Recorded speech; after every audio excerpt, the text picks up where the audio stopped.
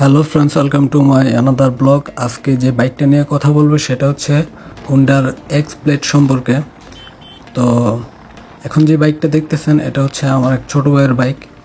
তো এই বাইকটা সম্পর্কে আজকে আমি কিছুটা কথা বলবো, এটার ভালো দিক এবং কিছুটা খারাপ দিক সম্পর্কে কথা বলবো। তো আসলে হুন্ডার এক্স ব্লেডটা খুবই গর্জিয়াস লুকের একটা বাইক। এটার মধ্যে যে হেডলাইট দিছে এটার দ্বারা অন্যরকম একটা লুক আসছে। আর ডিসপ্লের মধ্যে এটার সকল কিছু ইস্যু করে, যেরকম গিয়ার পজিশন, ইন্ডিকেটর, এগুলো এই জিনিসগুলো খুবই ভালো।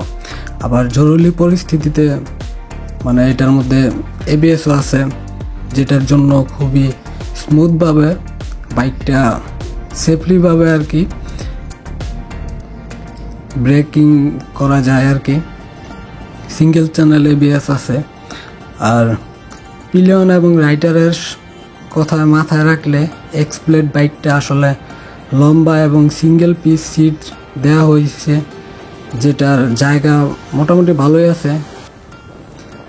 আর এটার হ্যান্ডেলিং খুবই ভালো এবং খুবই সহজ। আর এটার মাইলেজ সম্পর্কে যদি বলি, এটা আসলে যদিও হুন্ডার এক্স ব্লেড সবচেয়ে বড়সড় বাইকগুলোর মধ্যে একটি, কিন্তু মিশ্র রাইডিং পরিস্থিতিতে বাইকের মাইলেজ 45 থেকে 50 কিলোমিটার আপ ডাউন করতেই পারে।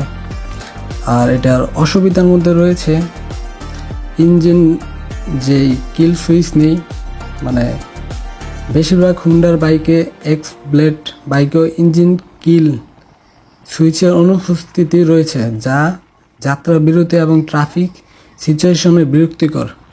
আরেকটা বিষয় হচ্ছে চিকন টায়ার। যদিও এই বাইকের মাইলেজ রেঞ্জ ভালো, তবে অন্যান্য বাইকের তুলনায় হুন্ডার এক্স ব্লেডের টায়ারগুলো বেশ চিকন। হেডল্যাম্পের পাওয়ারটাও কিছুটা কম, এই বিষয়গুলো আর কি।